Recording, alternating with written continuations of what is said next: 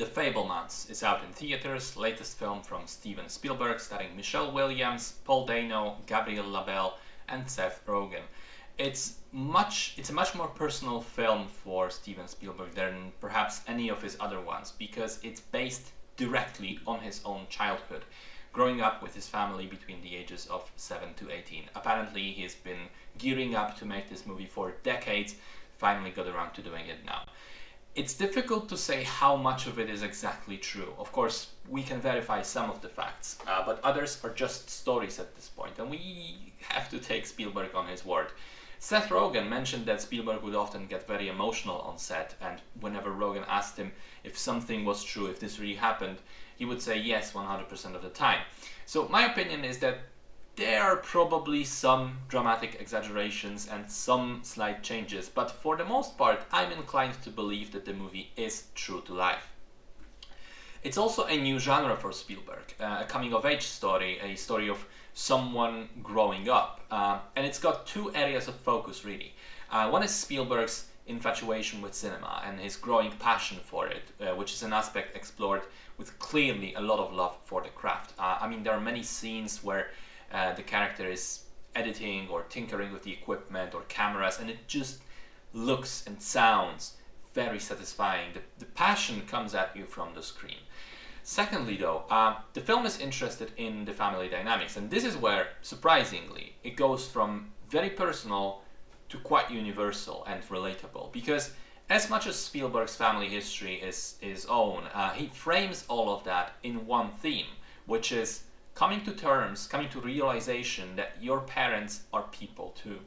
That they're not these godlike, infallible figures, but they have their own desires, regrets, passions. They make mistakes too, and they are flawed as like the rest of us.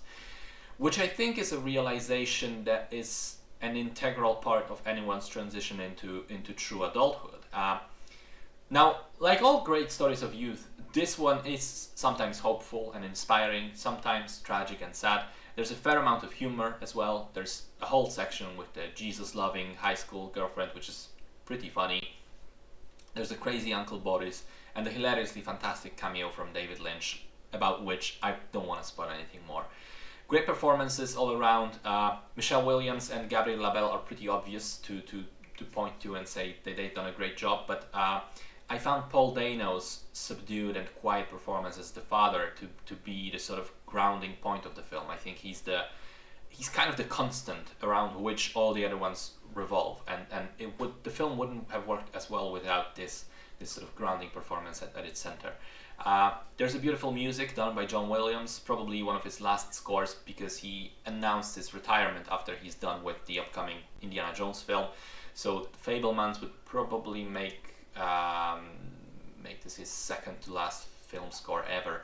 I also want to say that the film often uses music and suddenly stopping and starting the music to great effect, sometimes dramatic, sometimes comedic. It's gorgeously shot, it really looks beautiful and deserves to be seen on the big screen. But to me, in terms of the technical aspects, editing is the true hero, because the time just flies by. I mean, the film is 2 hours 31 minutes, and it's not a particularly action-filled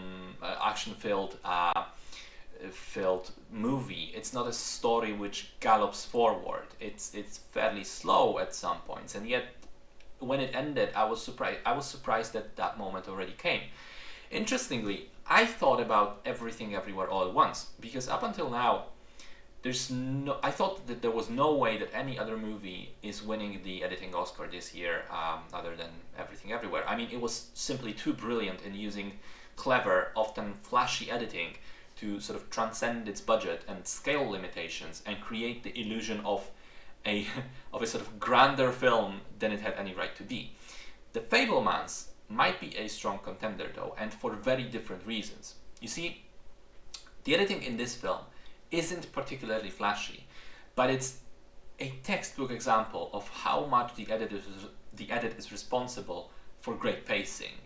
There's just something incredibly smooth about the scene transitions and the way the film progresses and flows together from moment to moment, from scene to scene. To an untrained eye, this will just look very regular, but the fact is that it is incredible work hiding in plain sight, because it's designed to be invisible, to direct your attention to the story rather than itself. And in that way, I think it's basically impeccable.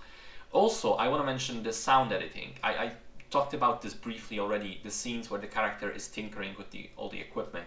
The sounds that all of those cameras and editing equipment elements make, all the little clicks and clanks, just wonderfully satisfying. I honestly found it to be a great film all around, Spielberg at his best. It's a fantastic coming-of-age story that manages to be both very personal for its creator, but also really universal for his audiences, and manages to balance the hopeful tones with its heavier emotions very, very well. Fantastic movie.